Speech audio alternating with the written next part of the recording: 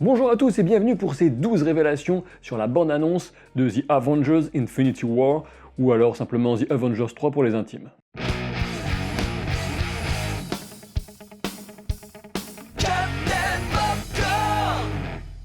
Sachez que je consacrerai plusieurs vidéos de théorie à ce film dans les prochaines semaines, les prochains mois. Du coup, pour ne rien rater, je vous invite à vous abonner à la chaîne si vous me découvrez à cette occasion. Franchement, quel trailer de fou! On doit bien reconnaître à Marvel qu'ils savent y faire, hein. Ils jouent sur nos émotions avec ces personnages qu'ils ont patiemment développés à l'écran au cours des 10 dernières années. Et oui, déjà, ça fera 10 ans en 2018. Je ne vais pas vous faire attendre plus longtemps, rassurez-vous, mais tout juste avant de commencer, je vous préviens, soyez à jour des films Marvel, et ce jusqu'à Thor Ragnarok. On commence fort avec la première révélation, Thanos devrait ravager la planète Xandar. De toute évidence, Thanos, le titan fou, a décidé de partir en personne à la recherche des pierres d'infinité, et il commencera sa quête dans l'espace. Difficile de dire avec certitude quelle sera chronologiquement sa première étape, mais a priori ce sera loin de la Terre. En tout cas, le premier plan a de bonnes chances de correspondre à la planète Xandar sur laquelle les gardiens de la galaxie avaient confié la pierre violette, la pierre de puissance, au Nova Corps à la fin du premier volet. Et pour bien poser dès le début tout le danger que représente Thanos, je suis quasiment convaincu que la planète sera détruite lorsque Thanos retournera contre elle le pouvoir de la pierre de puissance qu'il y aura récupéré sans trop de difficulté certainement. Et cette scène serait évidemment un rappel à l'explication des pierres par le collectionneur et de l'image de destruction d'un monde qu'il avait alors montré aux gardiens de la galaxie. C'est peut-être à la destruction de Xandar que Thor assiste, impuissant, depuis le vaisseau des gardiens dans ce plan.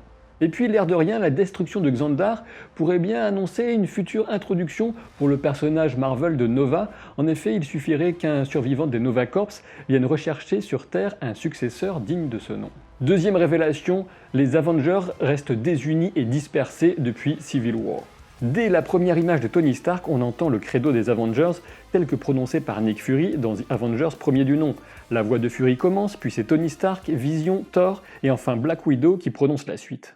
Mais faites bien attention, le message visuel qui accompagne ces quelques phrases, ce sont des Avengers qui sont dispersés par petits groupes, et forcément cela rendra les choses beaucoup plus faciles pour Thanos. Vous l'aurez compris, cette division du groupe devrait rester l'un des thèmes sous-jacents de The Avengers numéro 3, jusqu'à ce qu'on puisse enfin, on l'espère, entendre Avengers Assemble dans le film 4. Troisième révélation, il va y avoir des morts et sans doute rapidement.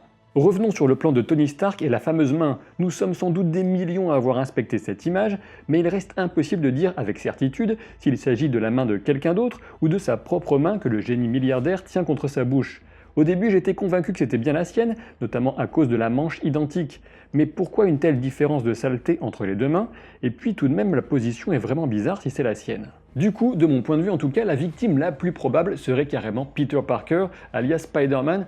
Alors oui, je sais bien qu'une suite à Homecoming est prévue pour 2019, donc avant Avengers 4, mais Peter pourrait mourir dès le début du film, ou en tout cas assez rapidement, puisqu'il pourrait ensuite être ramené avec une magie liée à la manipulation du temps, même si cela pose forcément quelques questions sur les enjeux du film. Mais pourquoi particulièrement Peter?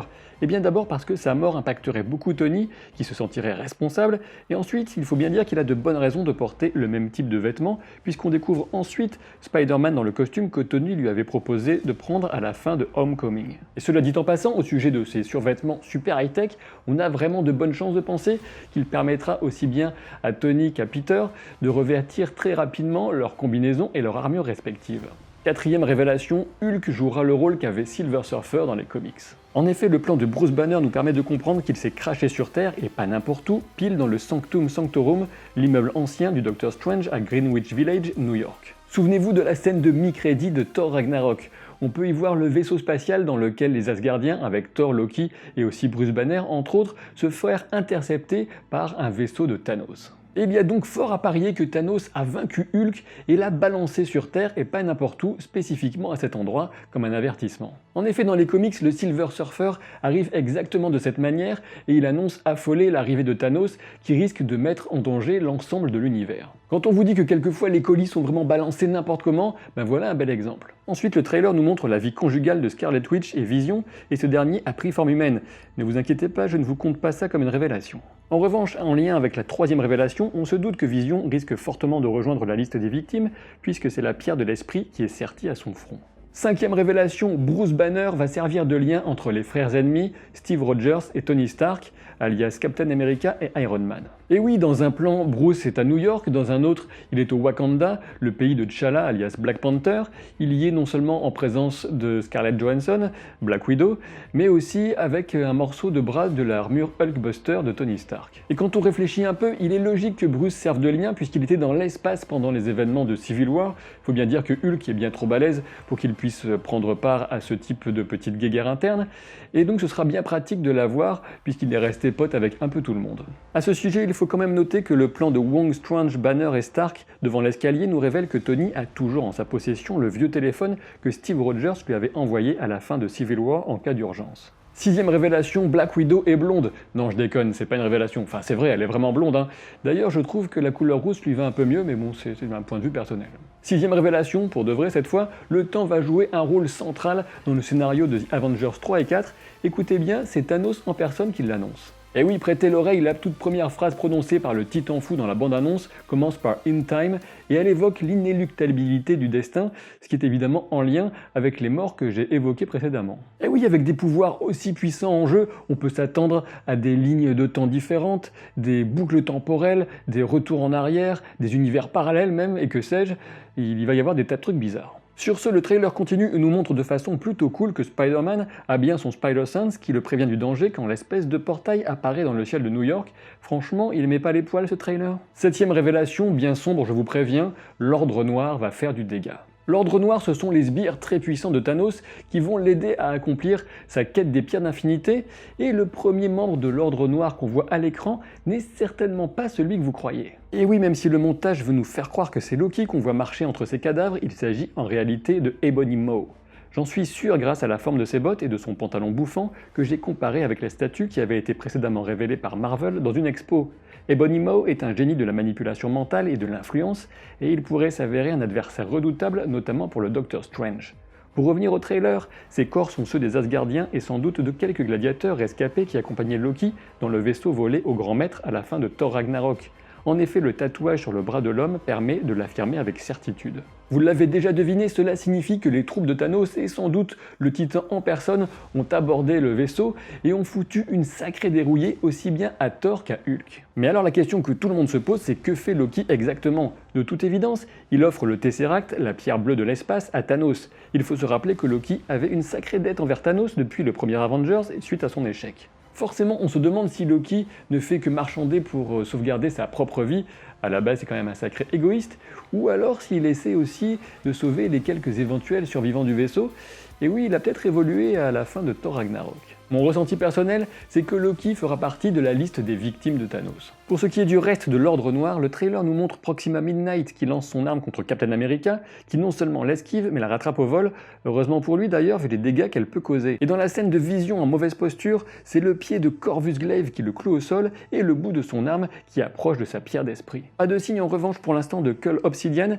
qui sera le nouveau nom à l'écran de celui qui s'appelle Black Dwarf dans les comics, à moins que ce soit lui justement que Black Widow pourrait tenter d'attaquer avec l'arme de Proxima Midnight. Huitième révélation, une scène très importante devrait se dérouler dans un décor de décombres difficiles à identifier. En effet, cet endroit correspond à n'en pas douter à celui où Tony Stark se morfond dans l'une des premières images du trailer, et c'est aussi le lieu où il devrait très rapidement mordre la poussière contre le Titan, qui n'a pas besoin de toute façon du gantelet et des pierres pour largement surclasser Iron Man en puissance brute. Mais pour aller un peu plus loin, la question que je me pose, c'est si ces décombres qu'on ne fait qu'entreapercevoir derrière les personnages ne pourraient pas correspondre à ceux de l'énorme machine que Thor semble essayer de maintenir en un seul morceau. Aucune idée en revanche de la nature de cette machine ni de son emplacement, j'ai pensé à une éventuelle invention de Tony Stark, mais si vous avez des idées ou des infos, je suis preneur dans les commentaires. Neuvième révélation, Steve Rogers a pris l'identité de nomade et a donc totalement abandonné sa mission auprès des États-Unis. Alors certes, je reconnais que ce n'est pas une surprise après le final de Civil War, mais Steve a retiré l'étoile emblématique de sa combinaison tactique, et c'est d'ailleurs un effet qu'on peut apercevoir dans le générique même du Marvel Cinematic Universe. Évidemment, Steve a abandonné tout rôle officiel, il est maintenant un fugitif, ce qui correspond à son identité de nomade dans les comics. Mais Steve n'est pas du genre à abandonner ses potes et il sera présent avec Natasha pour aider Wanda et Vision contre l'Ordre Noir. Je ne sais pas où cet affrontement se déroule, mais d'après le trailer, Captain sera très présent au Wakanda, ce qui est aussi parfaitement logique puisque T'Challa lui avait offert asile ainsi qu'à Bucky Barnes, qu'on a sorti du bac à glaçons pour l'occasion. Get this man a shield, bien parlé Black Panther, et on voit plus tard qu'effectivement Steve bénéficiera de la technologie avancée du pays pour s'équiper de brassards apparemment redoutables. 10e révélation, c'est Bruce Banner qui devrait utiliser l'armure Hulkbuster. Et oui, ça peut sembler surprenant comme ça, mais on a toutes les raisons de penser que Tony Stark ne sera pas présent au Wakanda et que le plan dans lequel on voit Bruce Banner en train de réparer un bras du Hulkbuster n'est pas là par hasard. Ce serait effectivement un bon moyen pour Banner de participer à la castagne sans céder à la transformation, surtout qu'il semble en avoir de moins en moins envie depuis qu'Hulk a pris le dessus pendant des mois sur sa personnalité durant les jeux d'arène du grand maître dont on entend parler dans Thor Ragnarok. Alors oui, je sais bien, je ne suis pas aveugle, on voit Hulk en train de courir avec toute la bande du Wakanda dans l'avant-dernier plan de ce trailer. D'ailleurs sur ce plan on peut remarquer sur la gauche la présence de War Machine, et puis à droite Faucon, mais vous l'avez sans doute déjà vu. J'imagine que cette transformation en Hulk arrivera pour une occasion spéciale, mais on peut aussi émettre une hypothèse un peu folle, celle selon laquelle Bruce Banner et Hulk auraient été séparés par des pouvoirs magiques ou cosmiques, mais quand même cela m'étonnerait que cet événement arrive aussitôt dans l'univers Marvel, mais ce n'est pas impossible. Et quand on réfléchit un peu, il faut bien dire que la séparation en deux entités distinctes de Hulk et de Bruce Banner serait bien pratique pour le studio Marvel. Cela leur permettrait de poursuivre avec ce personnage super populaire qu'est Hulk, tout en libérant son interprète, Mark Ruffalo, de son contrat. 11e révélation, la pierre de l'âme se trouve très certainement au Wakanda. Et oui, pour qu'un assaut d'une telle ampleur soit lancé contre le pays de Black Panther, c'est certainement parce que le film éponyme nous révélera que la pierre de l'âme y est détenue. Vous le savez, le calendrier des films Marvel n'est jamais un hasard, et cette révélation qui devrait donc arriver dans le film Black Panther en février aurait un timing parfait pour nous préparer à la sortie de The Avengers 3 Infinity War pour le 25 avril en France. Attention, je ne dis pas les autres théories pour la pierre étaient intéressantes, que ce soit les yeux de Heimdall, ce qui aurait donné plus d'importance à cet excellent personnage, ou encore la flamme d'éternité utilisée par Hela dans Thor Ragnarok. Mais à titre personnel, je suis convaincu que la pierre d'âme se révélera être soit dans la bague de T'Challa, celle qui permet au roi du Wakanda de communiquer avec ses ancêtres, ou alors qu'elle sera comme une espèce de source expliquant l'avancée technologique hors norme de ce pays. Concernant les structures énormes qui tombent au sol, ce sont sans doute des transports de troupes qui contiennent les milliers d'Outriders, ces aliens à 4 bras modifiés génétiquement et servant aveuglément Thanos. 12e révélation, Thanos devrait récupérer toutes les pierres d'infinité, sauf la pierre de réalité, qui serait toujours quelque part dans l'espace. La ligne de dialogue de Thanos qui s'enjaille et qui pose le Tesseract, la pierre bleue, sur son gantelet avant d'allonger Iron Man d'un seul coup de poing, nous amène à la question ultime, réunira-t-il toutes les pierres d'infinité dès le film Avengers 3 ? Avec les Gardiens de la Galaxie qui seront de la partie, il me semble clair qu'une bonne partie de la suite des péripéties, donc dans The Avengers 4, aura lieu dans un contexte extraterrestre.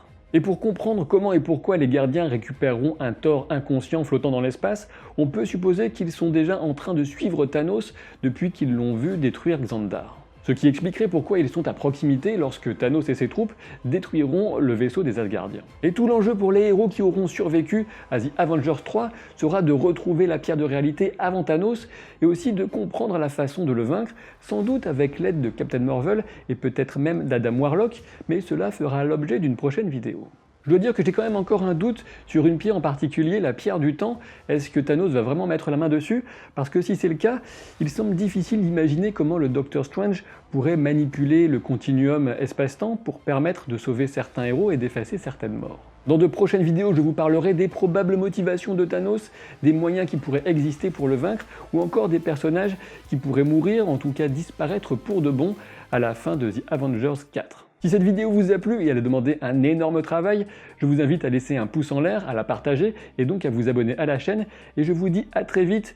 Et pour les abonnés et les habitués, sachez que Vikings, l'analyse arrive très bientôt. Merci de votre compréhension et salut.